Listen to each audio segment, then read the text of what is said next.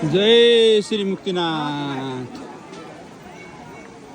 मुक्तिनाथको मन्दिरमा माथि आइपुग्यो। हामीहरू मन्दिरमा भिडभाड छ, रमाइलो पनि छ, अलि अव्यवस्थित छ। हाई सुरसा, हाई सुमिरा, कहाँ आयौ तिमीहरू? कहाँ आयौ? बुवा घोडामा जानुभयो।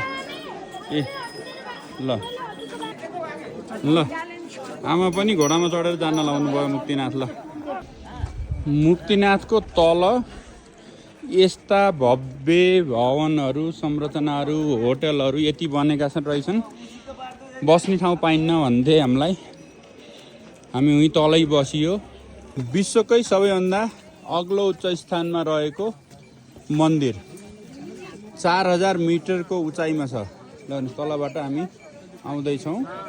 अद्भुत दृश्य, मुक्तिनाथबाट देखिने मुस्ताङको दृश्य। ल हेर्नुहोस् है, मुक्तिनाथ चढ्दैछौँ।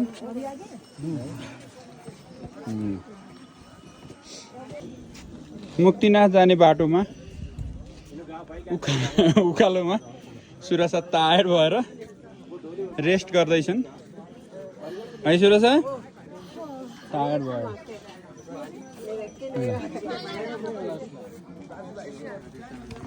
कस्तो राम्रो दृश्य छ।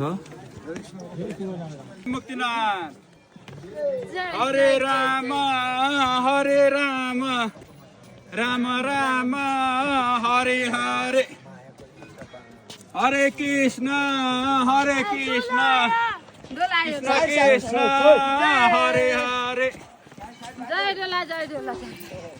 जय शिव शम्भो।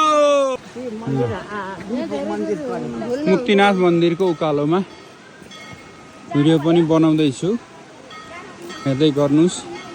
जङ्गलको बिचमा भिडभाड छ, यति धेरै मान्छे छन्, यति अव्यवस्थित छ। नुहाएर मुक्तिनाथमा जाने भनेको एकदमै गाह्रो अवस्था देखिएको छ। हेर्नुहोस्, मान्छेहरूको भिड, यस्तो अव्यवस्थित, कुनै कुराको पनि व्यवस्था छैन मुक्तिनाथ मन्दिरमा।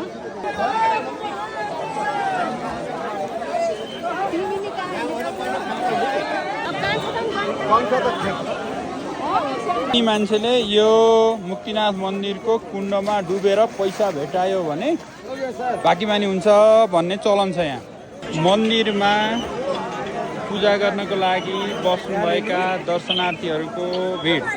अब यो चाहिँ 1008 नुहाउने धारा। मुक्तिनाथले यहाँ नुहाइसकेको छु म, त्यो अर्को भिडियो छुट्टै अपलोड गर्छु। ल हेर्नुहोस्, 1008 धाराहरू।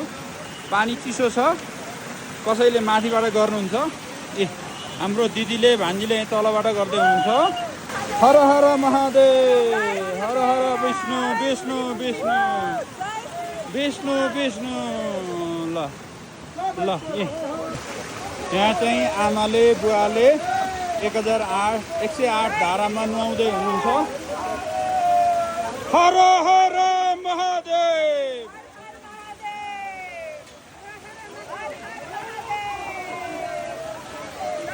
ल जय शिव शम्भो, जय शिव शम्भो। ल ल ल ल ल।